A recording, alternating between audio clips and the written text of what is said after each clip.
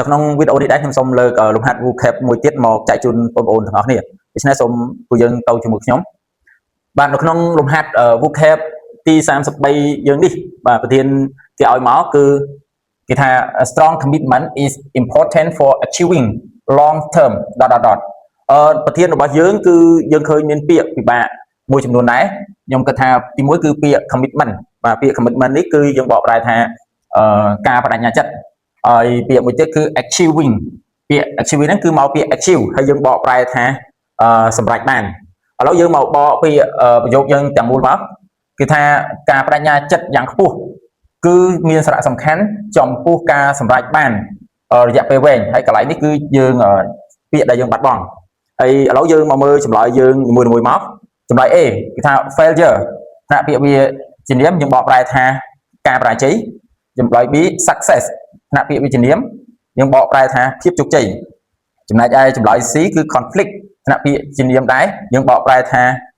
ចំនួនឬក៏ការប៉ះទង្គិចហើយចម្លើយ D weakness យើងបកប្រែថាភាពទន់ខ្សោយបាទបន្ទាប់ពីយើងបានបកប្រែចម្លើយនីមួយៗនេះហើយ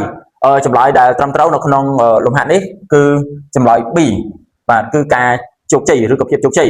ឥឡូវយើងយកចម្លើយ B ហ្នឹងយកមកដាក់នៅក្នុងកន្លែងដែលយើងបាត់បង់យើងបានថា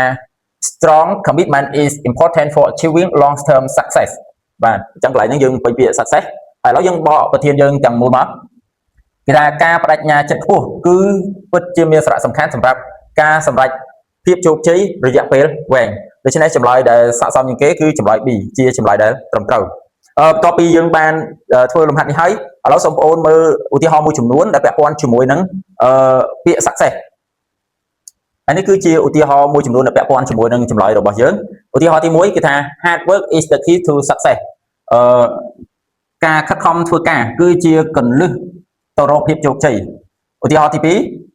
The new product launch was a huge success ពាក្យ launch មានន័យថាការដាក់ដំណើរការផលិតផលថ្មីរបស់ពួកគេគឺជាភាពជោគជ័យដ៏ធំធេងមួយបាទឧទាហរណ៍ចុងក្រោយគឺថា dedication and perseverance are essential for long term success ពាក្យ dedication ការលះបង់ហើយពាក្យ perseverance មានន័យថាគឺជាការតស៊ូបាទអញ្ចឹងមានន័យថាការលះបង់និងការតស៊ូគឺជារឿងដែលចាំបាច់សម្រាប់ការជោគជ័យរយៈពេលវែងបាទបន្ទាប់ពីយើងបានឃើញឧទាហរណ៍មួយចំនួនដែលពាក់ព័ន្ធជាមួយនឹងចម្លើយរបស់យើងខ្ញុំគិតថាវាមានពាក្យសម្រាប់អូនទាំងអស់គ្នាដើម្បីបង្កើន